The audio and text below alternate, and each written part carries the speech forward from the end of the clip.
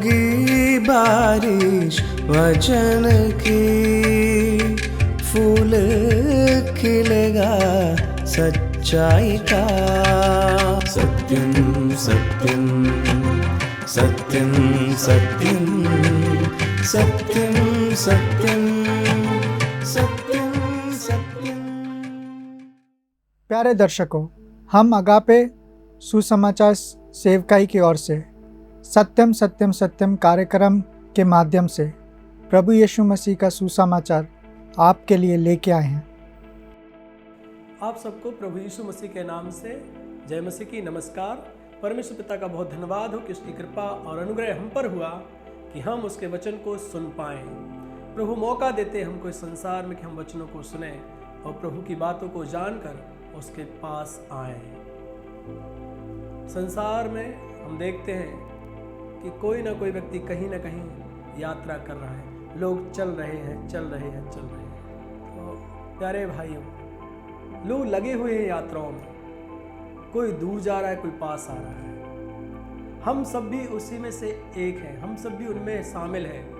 हम कहीं ना कहीं से लौट रहे हैं या तो कहीं ना कहीं जा रहे हैं। कोई लोग बहुत आराम से रह रहे हैं, कुछ लोगों को भला आराम है, कुछ लोग बहुत थके हुए हैं। कुछ लोगों के जीवन में चैन और शांति है, कुछ लोग अपने जीवन में बेचैन और अशांति से हैं। कोई शांति की तलाश में है, जा रहा है। कोई लोग किसी बुराई करने की तलाश में है, जा रहे हैं। कुछ लोग बुराई करके बैठे हैं, अब लौट के आ रहे हैं। कुछ लोग अभी भलाई में जीवन था, बुराई की तरफ बढ़ रहे हैं। लोगों का एक तरफ जाना है, एक तरफ आना है। प्रभु यीशु मसीह हमसे क्या कहते हैं, आज हम इस बात को परमेश्वर के वचन में से सुनेंगे। प्रिय भाई और बहनों, हम प्रभु का वचन है जो बाइबल है, इसमें से हम पढ़ेंगे मत्ती का अध्याय उसका 11, मत्ती अध्याय 11, उसमें से हम जो पढ़ेंगे वो जो पद है वो 28 और 29 है। वो इस प्रकार से है, मैं आपको पढ़ के बताना चाहता हूँ। हे सब परिश्रम करने वालों और बोझ से दबे हुए लोगों, मेरे पास आओ, मैं तुम्हें विश्राम दूंगा। दोहराऊंगा, हे सब परिश्रम करने वाले और बोझ से दबे हुए लोगों, मेरे पास आओ, मैं तुम्हें विश्राम दूंगा। आगे, मेरा जुआ अपने ऊपर उठा लो और मुझसे सीखो, क्योंकि मैं नम्र और मन में दीन हूँ, और तुम अपने मनों में विश्राम पाओगे, और तुम अपने मन में विश्राम पाओगे, क्योंकि मेरा जुआ सहज और मेरा बोझ हल्का है। इस प्रकार से प्रभु यीशु मसीह ने लोगों से कहा। प्रभु यीशु मसीह कह रहे हैं मेरे पास आओ। इस बात को हम गौर फरमाएं। प्रभु यीशु मसीह कह रहे हैं मेरे पास आओ, आप जो बोझ में दबे हुए हैं, आप जो परिश्रम में दबे हुए हैं, आप कौन सी भी दशा में क्यों ना हो, प्रभु यीशु मसीह कह रहे हैं मेरे पास आओ, मैं तुम्हें विश्राम दूंगा। कितना आनंदमय, कितना शांतिमय शब्द है जो प्रभु यीशु मसीह ने कहा, मेरे पास आओ। प्रभु यीशु मसीह ने एक जगह ऐसा कहा है, जो कोई मेरे पास आएगा उसको मैं कभी ना निकालूंगा। प्रभु यीशु मसीह कह रहे हैं आओ। पता है, लोग आना नहीं चाहते हैं, सबसे पहले लोग जाना चाहते हैं, दुनिया को लोग देखना चाहते हैं। संसार में लोग जाने की तलाश में कि हम जाएंगे कहीं और पहले दुनिया को देखेंगे, संसार को देखेंगे, संसार कैसा है, उसमें की सुविधाओं को देखेंगे वो कैसी है, संसार में आनंद के इस माहौल को देखेंगे वो कैसा है, आनंद के जो उनके जीवन में जो आनंद जिससे लोगों को प्राप्त होता है कुछ पल का, उन सारी चीज़ों का, भोग विलास की चीज़ों का लोग उपयोग करना चाहते हैं। कुछ लोग कर चुके हैं, वो लौट के आना चाहते हैं। कुछ लोग चले गए हैं, वो लौट के आ नहीं पा रहे, फंस गए हैं। इस प्रकार से हम पाते हैं कि क्या दशा जो हमको संसार में प्रभु के जो बारे में हमको मिलती है, वो हम प्रभु अपने लोगों के बारे में कहते हैं, हम पाते हैं। प्रिय भाई और बहनों, मुझे एक कहानी याद है कि यहाँ इस प्रकार से हमको मिलता है। हम जो घटना को पाते हैं बाइबल में, प्रभु यीशु मसीह कहते हैं, जब हम लूका का सुसमाचार उसका 15 अध्याय पढ़ते हैं, तब एक घटना को पाते हैं। प्रभु यीशु मसीह एक पिता और उसके 2 पुत्रों के उदाहरण को, दृष्टांत को बताते हैं। और वो कहते हैं कि एक पिता था, उसके 2 पुत्र थे। एक दिन ऐसा होता है कि छोटा पुत्र पिता के पास आता है और कहता है, पिताजी संपत्ति में से जो भाग मेरा हो वो मुझे दे दीजिए। और जब वो पिता से संपत्ति में से भाग मांगता है, उसका हक मांगता है, तो पिताजी भी उसको बिना किसी प्रश्न किए उनको वो संपत्ति बांट देते हैं। बड़े को भी दे दिया, छोटे को भी दे दिया। और हम उस घटना में पाते हैं कि छोटे बेटे को जैसे पिता ने संपत्ति दी, वो सब कुछ इकट्ठा किया, उसने सब कुछ बेचा, जिसको बेचना था पैसे के रूप में बनाया, और अपने पिता के घर को छोड़कर हम पाते हैं छोटा पुत्र सब कुछ इकट्ठा किया और दूर देश को चला गया। उसने दूर जाकर, दूर देश का मतलब पिता से दूर चला गया, वो अपने पिता का घर से दूर चला गया, अपने भाइयों से दूर चला गया, जो कुछ उसके लोग जहाँ थे वहाँ से वो दूर चला गया। और वहाँ जहाँ वो गया वहाँ उसका पिता नहीं देख रहा है उसको। उसने वो जाकर जो मन में आया वो किया, जो उसको करना था वो किया, क्योंकि पिता के साथ रहते हुए शायद वो नहीं कर सकता था। जुआ, सट्टा, दारू, गांजा, वेश्यावृत्ति, कुकर्म, हर प्रकार के कार्यों को उसने जाके वहां किया। और संसार का जो भोग विलास है, संसार की जो खुशियां हैं, उनको वो ढूंढने लगा अपने पैसे के द्वारा, और उनमें वो लिप्त हो गया, उन खुशियों में लिप्त हो गया जो उसे केवल शरीर से और हमारे जीवन के थोड़े से पल से ताल्लुक रखती हैं, थोड़े से क्षणों से ताल्लुक रखती हैं। और इस प्रकार से वो जो बेटा पिता से दूर गया था, छोटा वाला, वो वहाँ मौज मस्ती और मनमानी से जीवन जीने लगा। वो पिता से दूर चला गया। वो दूर इसलिए गया ताकि वहाँ वो काम कर सके जो वो करना चाहता था, क्योंकि कुछ काम वो पिता के साथ रह के नहीं कर सकता था। और वो जाके उसने वही किया जो अच्छा नहीं था। सारी संपत्ति को उसने कुकर्म में खत्म कर दिया, कुकर्म में उड़ा दी। और अब उसके पास ऐसा दिन आया जब उसके पास कुछ बचा भी नहीं, कुछ नहीं बचा, सब खत्म हो गया। क्यों नहीं होगा? कुकर्म हमेशा बर्बादी की तरफ ही ले जाते हैं।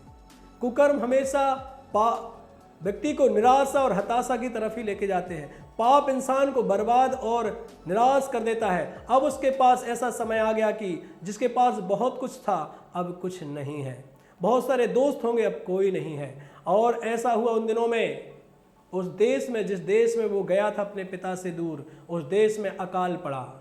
अकाल के कारण वहाँ लोगों को खाने पीने की समस्याएं होने लगी। इसके पास कुछ नहीं है, अब इसको कोई कुछ देता नहीं है। उस पुत्र को कोई कुछ नहीं देता था। अंतिम उसने कुछ काम ढूंढा, उसको एक काम मिला। काम भी ये था कि वो जाके सूअरों को चराए। यदि एक यहूदी लड़के को बोले कि सूअरों को चराओ तो बड़ी एक घृणित बात है, वो काफ़ी घृणित बात है। और उसको सूअर चराने का काम मिला। और उसको जो भोजन मिला वो कोई रोटी नहीं मिली उसको, बल्कि वो भोजन मिला जिन फलियों को, जिन डंठलों को सूअर खाया करते थे खेत में। उसको बोला था यदि काम करके कुछ खाना है तो सिर्फ वही भोजन है जो सूअर खा रही हैं, बकाया वो भी नहीं मिलेगा। ऐसे दिन उस बच्चे के आ गए, उस व्यक्ति के आ गए जो पिता से घर गया, दूर गया था, कि अब उसको खाने के लिए मोहताज है। खाना में उसको वो खाना पड़ रहा है जो उसकी नज़र में घृणित है, लेकिन उसको पेट पालना है। अब वो परेशान है, दुखी है, निराशा में है। पता नहीं ऐसा कितने दिन तक वो झेल रहा है। कंगाल हो गया, सब लुट गया। अकाल के कारण कोई कुछ उसको देता नहीं है, काम भी अच्छा है नहीं। जब लोगों के पास नहीं तो लोग उसको कैसे देंगे? और उसकी दशा एकदम बहुत दयनीय हो गई। क्या होता उसी बीच में हम पाते परमेश्वर का अनुग्रह इसी से हम तोल सकते हैं कि प्रभु भी हम पे ऐसे हमको देखते रहता, हम कहाँ हैं। उस घटना में वो पिता उसको नहीं देख रहा अभी कहाँ है वो, लेकिन पुत्र जब अपनी मजबूरी में, अपनी समस्याओं में जूझ रहा है, खाने के लाले पड़े हैं, वो एक बात बैठ के सोचता है एक दिन कि यार मेरे पिता के घर में मुझसे अच्छे से नौकर रहते हैं, उनको रोटी उतनी मिलती है जिसमें कि वो बचा भी सकते हैं, भोजन से अधिक उनको रोटी मिलती है, और मैं यहाँ पे क्या हूँ, भूखा मर रहा हूँ। मेरे पिता के घर में नौकर अच्छे से खाते हैं, रहते हैं, बचाते हैं, और मैं यहाँ पे क्या है, अपने पिता से दूर आके भूखा मर रहा हूँ। उसने सोचा क्यों ना मैं अपने पिता के पास वापस जाऊं। वो अपने आपे में आया इस बात को जानकर, और वो अपने आपे में आकर कहता, मैं पिता के घर जाऊंगा, पिताजी से कहूंगा मैंने आपकी दृष्टि में और परमेश्वर की दृष्टि में पाप किया है। और इस प्रकार से पुत्र सोचता है कि मैं जाके पिता से कहूंगा अब मैं आपका पुत्र कहलाने के योग्य नहीं हूं, मुझे अपने घर में एक नौकर के जैसे रख लीजिए, एक दास के जैसे रख लीजिए। और वहाँ पे पुत्र अपने घर से चल देता है, वो लौट आता है, वो पिता की तरफ बढ़ता है और पिता उसको दूर से ही देखकर उसको दौड़ते हैं कि उनका पुत्र आ रहा है, और पिता दौड़कर उसको आके गले लगाते हैं। पाते कि पिता ने, जब पिता बच्चे की तरफ आया लौट के, पिता ने उसको स्वीकार किया, पिता ने उसको दौड़ के गले लगाया, उसको बहुत चूमा और उसके पैरों में जूतियां पहनाने के लिए नौकरों से कहा, उसके हाथों में अंगूठियां पहनाने के लिए कहा, उसको अच्छे से अच्छा कपड़ा पहनाने के लिए कहा। और इतना ही नहीं, पिता ने आदेश दिया अपने दासों को कि जाके पूरे गांव के लिए भोजन की व्यवस्था किया जाए, बड़ा भोज रखा जाए, और वहां पे नाचने गाने की व्यवस्था थी, एक खुशी और आनंद था। बेटा लौट के कहां आ गया? पिता के पास आ गया। मेरे प्यारे भाई और बहनों, यहाँ हम क्या पाते हैं? पिता के लिए बेटा बोझ नहीं हुआ। बेटा लौट के आया तो पिता ने उसको तिरस्कार नहीं किया। वो कितने पाप करके आया, पिता ने उसको नहीं देखा तूने कितने पाप किए हैं। पिता ने ये नहीं देखा कि तू कितना गंदा है। पिता ने ये नहीं देखा कि तूने मेरी संपत्ति का क्या किया है। पिता ने ये भी नहीं पूछा कि तू इतने दिन तू मुझसे दूर क्यों रहा। जब वो लौट के आया, पिता दौड़ के उसको गले लगाया। प्रिय भाई और बहनों, वहां पे कोई प्रश्न नहीं पड़ते हम कि पिता ने उसको डांटा या बहुत फटकार लगाई या ये बोला कि मेरी संपत्ति कहाँ गई, तू अकेला आया है, जो संपत्ति लेके गया था वो कहाँ गई। वो सब पिता ने नहीं पूछा। पिता ने सिर्फ इतना देखा कि उसका बेटा जो चला गया था, उसका बेटा जो खो गया था, वो मिल गया है, वो आ गया है। उसका बेटा जो एक प्रकार से मर गया था, वो अब जिंदा है और पिता को खुशी है। वहां पे पिता उसके आने से प्रसन्न है। प्रिय भाई और बहनों, यहाँ जब हमने पढ़ा, प्रभु यीशु मसीह कहते हैं, हे सब परिश्रम करने वाले और बोझ से दबे हुए लोगों, मेरे पास आओ, मैं तुम्हें विश्राम दूंगा। यहाँ पे हम एक बुलाहट को देखते हैं, वो बुला रहे हैं, प्रभु यीशु मसीह बुला रहे हैं, मेरे पास आओ, लौट के आओ। तुम जहां भी चले गए हो, जैसे भी हो, जो कुछ तुमने किया, क्या किया, कोई मतलब नहीं है। तुमने कितने कुकर्म किए, कोई बात नहीं। कितना पाप किया, कोई बात नहीं। तुम कितने बोझ से दबे हुए, कोई बात नहीं। बस लौट के मेरे पास आओ। प्रभु यीशु मसीह हमको बुलाते हैं, मेरे पास आइए, आइए। प्रभु यीशु मसीह के पास है। हम इस घटना में जिस हमने पढ़ा, पिता की यही पुकार होगी, मेरे बेटे तू पास आ जा, मेरे पास आ। लोग दूर जा रहे हैं। यहाँ हम घटना में क्या पाते हैं? पुत्र की घटना में और पिता की घटना में, पुत्र पिता से दूर गया। मालूम है क्या होता है जब हम परमेश्वर से दूर जाते हैं? यहाँ घटना को हम पढ़ते हैं, जैसे इंसान प्रभु से दूर जाता है, पाप होने के चांसेस सबसे ज्यादा होने लगते हैं।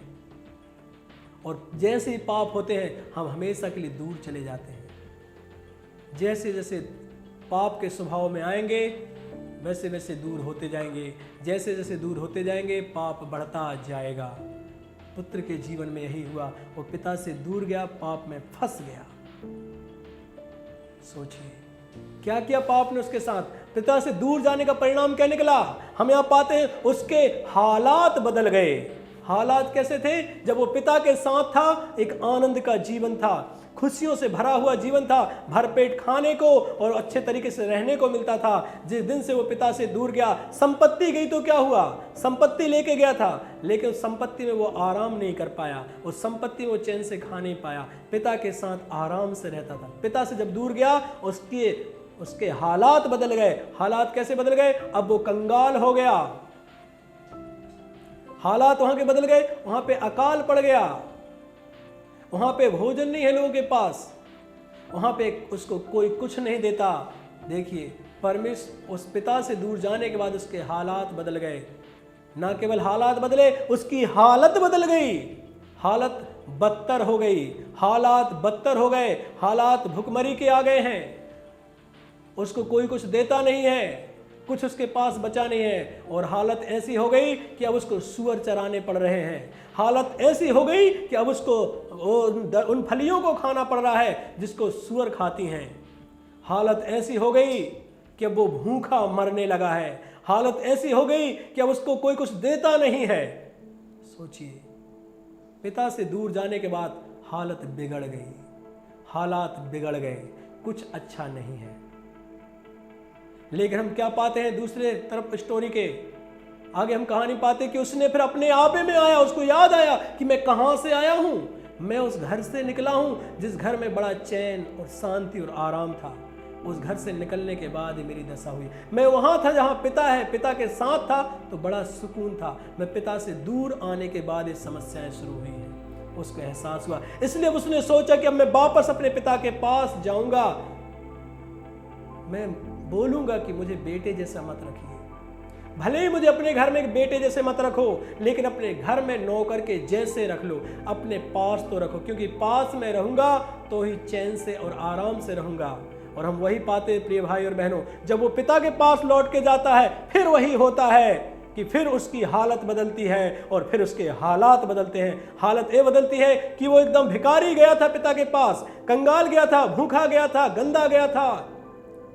पिता के पास पहुंचते ही से पिता ने उसको जूतियां पहनाई गले में, पिता ने उसको जूतियां पहनाई पैरों में, गले में उसको मालाएं पहनाई होंगी, उसके कपड़े अच्छे पहनाए, उसके हाथों में अंगूठियां पहनाई होंगी। कितने आनंद की बात हो गई। पिता ने उसको अच्छा भोजन दिया, और न केवल उसको लेकिन उसके आगमन पे पूरे गांव को उसने भोजन की व्यवस्था की। पिता ने उसकी हालत बदल के अब बेहतर हो गई। उसके हालात जो बदतर थे अब वो बेहतर हो गए। दूर गया था तो बदतर हो गई हालत और बदतर हो गए हालात। और जब लौट के आया हालत हो गई बेहतर और हालात भी हो गए बेहतर। अब खुशी है उस घर में, खुशी है, उसको आनंद है, भरपेट भोजन है। जो उसने सोचा था कि पिता मुझे नौकरों जैसे रख लेगा उतना मेरे लिए पर्याप्त है, पिता ने उसको नौकरों जैसे नहीं रखा। पिता ने उसको पुत्र था और पुत्र जैसे ही रखा। पिता ने उसको पुत्र जैसे ही रखा और उसके लिए आनंद मनाया और ये बोला कि ये मर गया था, ये अब जिंदा है, ये खो गया था, अब ये मिल गया है। प्रिय भाई और बहनों, कितना हम पाते हैं, क्या पाते हैं परमेश्वर की तरफ लौटने में। लौट के आने की कहानी है एक प्रकार से हमारे लिए आज।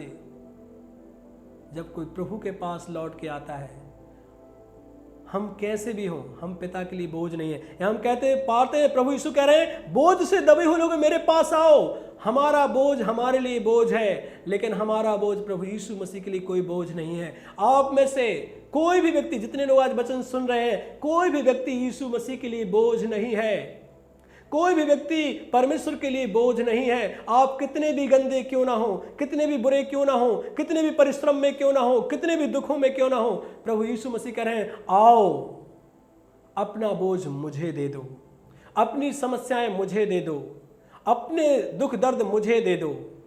प्रभु यीशु मसीह वचन में कहते हैं, मेरे पास आओ हे सब परिश्रम करने वाले, परेशान लोगों, बोझ से दबे हुए लोगों, पापों के बोझ से दबे हुए लोगों, अधर्म के बोझ से दबे हुए लोगों, अज्ञानता और मूर्खता से दबे हुए लोगों, प्रभु यीशु मसीह कहते हैं कि मेरे पास आओ। हमको मालूम है, जब मैंने प्रभु यीशु को विश्वास किया, इस बात को मैंने स्वीकार किया कि हे परमेश्वर, मैं सचमुच में एक दबा हुआ इंसान हूँ, मैं पाप से दबा हूँ, अधर्म से दबा हूँ, बुराइयों से मेरा जीवन दबा है। और हम पाते कि परमेश्वर कहते हैं मेरे पास आओ। प्रभु के पास जब गया, उसने मेरे बोझ को उठा लिया, मेरे पापों को हर लिया, मुझसे ले लिया, मुझे आज़ाद कर दिया। कितने बोझ से गया था बच्चा कि मैं तो पिताजी से कहूँगा कि मैं आपका पुत्र कहलाने के योग्य नहीं हूँ। क्या पाते हम, पिता ने उसको दास के जैसा रखा? नहीं, उसके अंदर बोझ था कि पिता मुझे दास जैसे ही रखेगा, लेकिन उसको पता चल गया कि दास नहीं, संतान ही बना के रखा, क्योंकि वो संतान था। आप जब प्रभु के पास आएंगे, आपको प्रभु नौकर नहीं बनाएंगे, आपको प्रभु नीच भावना से नहीं देखेंगे। प्रभु आपको ये नहीं देखेंगे आप कितने गंदे हैं, आपने क्या क्या काम किए हैं, चाहे छुप के चाहे उजागर। प्रभु ये देखेंगे आप लौट के आए ना, बस एक ही तलाश है, तुमने क्या किया है, कैसे भी हो, जैसे भी हो, जस्ट लौट आओ, बस प्रभु के पास लौट के आओ। वो बोझ उठाने को तैयार है, वो साफ करने को तैयार है, हमारी हालत बदलने को तैयार है, हमारे हालात बदलने को तैयार है। और वो परमेश्वर ऐसा करता है। यहाँ पे हम पाते हैं हमारा परमेश्वर उस पिता के जैसे ही हमारे लिए, जो स्वीकार करने को तैयार है। प्रभु यीशु मसीह हमको ग्रहण करने को तैयार है। वचन में साफ लिखा है, मेरे पास आओ मैं तुम्हें विश्राम दूंगा। कहाँ है वो विश्राम? हम उस विश्राम को पैसे में ढूंढने की कोशिश करते हैं। गलत बात, ये असंभव है। पैसे में विश्राम नहीं है। हम दुनिया की सुविधाओं में विश्राम ढूंढने की कोशिश करते हैं, शांति वो वहाँ नहीं है। हम अपने बोझ को किसी दूसरे इंसान को देना चाहते हैं, ये संभव नहीं है। मेरा बोझ, आपका बोझ कोई उठाने को तैयार नहीं है। पाप का बोझ तो कोई नहीं उठा सकता। एक है, उसका नाम प्रभु यीशु मसीह है। यीशु मसीह आपके पापों को, मेरे पापों को बोझ उठाने वाला प्रभु है। उसके पास आइए, वो आपके बोझ को उठा लेगा और आपके ऊपर कृपा और करुणा करेगा। प्रिय भाई और बहनों, प्रभु यीशु मसीह तैयार है। हम क्यों उससे दूर हैं? क्यों उससे हम दूर हैं? हम जब प्रभु के पास जाएंगे, हमारा जीवन बदल जाएगा। हमारा जीवन बदल जाएगा। वो किसी ने गाया है ना, यीशु के पास मैं जो गया, आशा का सूरज नजर आया। सच है, प्रभु यीशु के पास जो कोई भी जाएगा, उसको आशा का सूरज नजर आएगा। जब वो पुत्र अपने पिता की ओर चलने लगा, उसको आशा दिखने लगी कि आराम मिलेगा। ये पिता भी इंतजार कर रहा है, पिता भी बुला रहा है, लौट के आओ। हम कहाँ हैं मेरे भाई और बहनों? हम कहाँ खो गए? हम क्यों उसकी तरफ जाना नहीं चाहते? प्रभु की तरफ आइए। वचन कहता है, हमारे पाप कैसे भी हों, हमने कितनी भी बुराई क्यों ना की हो, हम कैसे भी दर्द में क्यों ना जी रहे हो, प्रभु यीशु मसीह हमको उससे आज़ादी देने के लिए समर्थ है। प्रभु यीशु सामर्थी है। वो कभी ये नहीं कहेगा कि आपका पाप का बोझ ज़्यादा है, आपकी समस्याओं का बोझ ज़्यादा है, मैं नहीं उठा सकता। प्रभु यीशु मसीह हमारी हर समस्या का हल है। हर समस्या का जवाब केवल प्रभु यीशु मसीह के पास। उस पुत्र के पास उसकी समस्याओं का हल कहीं था तो अपने पिता का घर था। हमारे पास भी हमारे परमेश्वर का घर ही हमारी समस्याओं का हल है।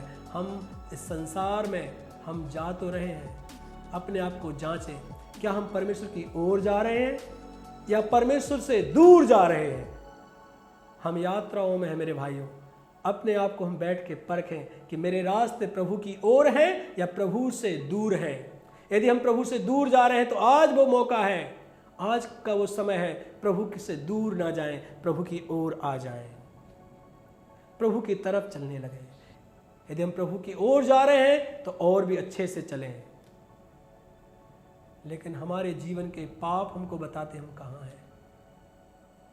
प्रिय भाई और बहनों, एक बार सोचें, प्रभु आपके पापों के लिए संसार में आया है। यीशु मसीह का वचन कहता है कि हम जब पढ़ते हैं, प्रभु यीशु मसीह कहते हैं कि मैं अपना जीवन आपकी छुड़ौती के लिए देने आया हूँ, बहुतों की छुड़ौती के लिए देने आया हूँ।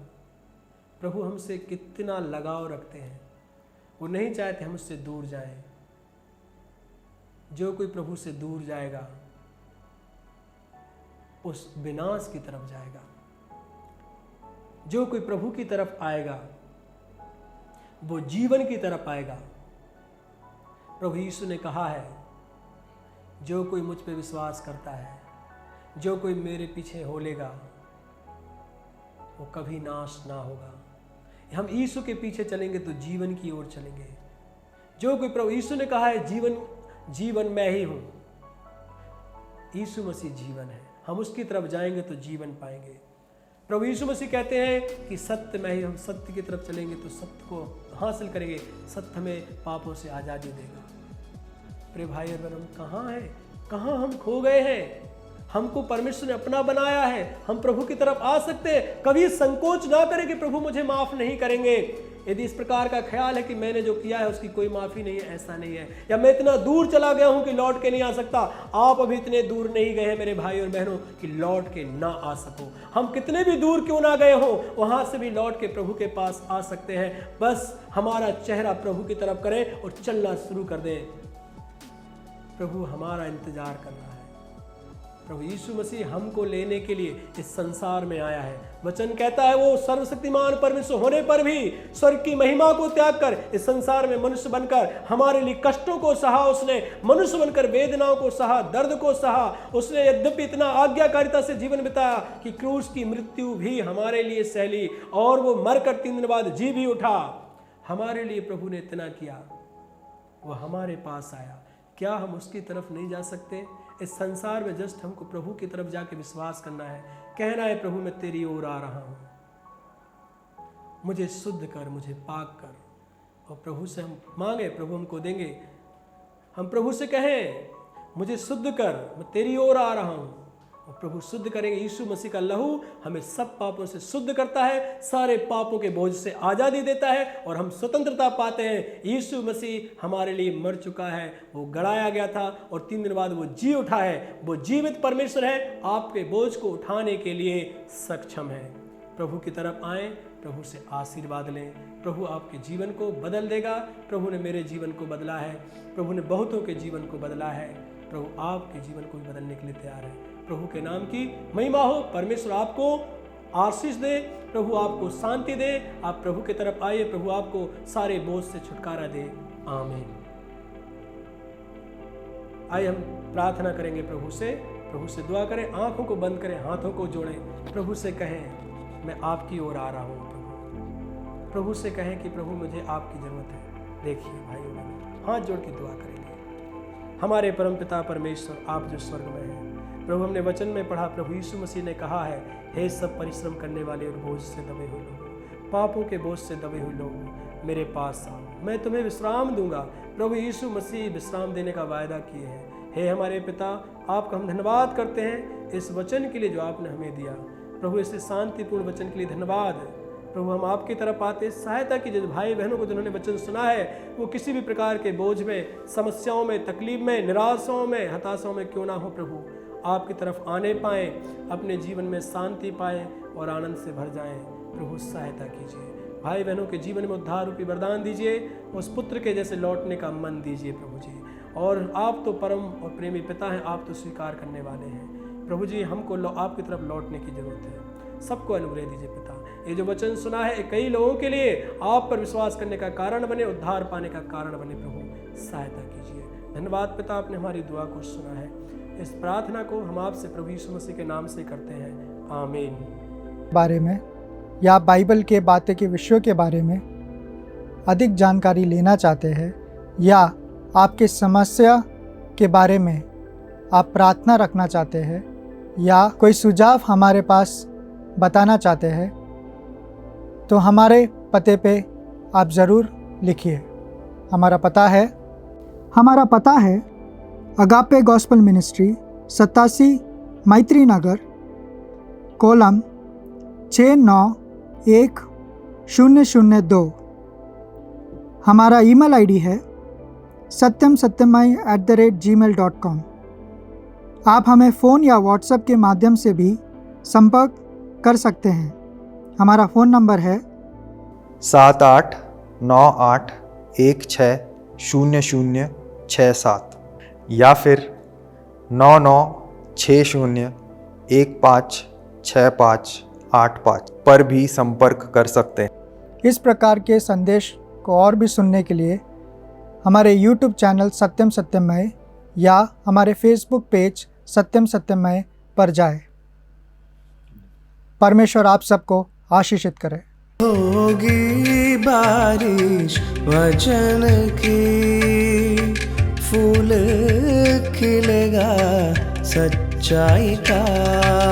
सत्यम सत्यम सत्यम सत्यम सत्यम सत्यम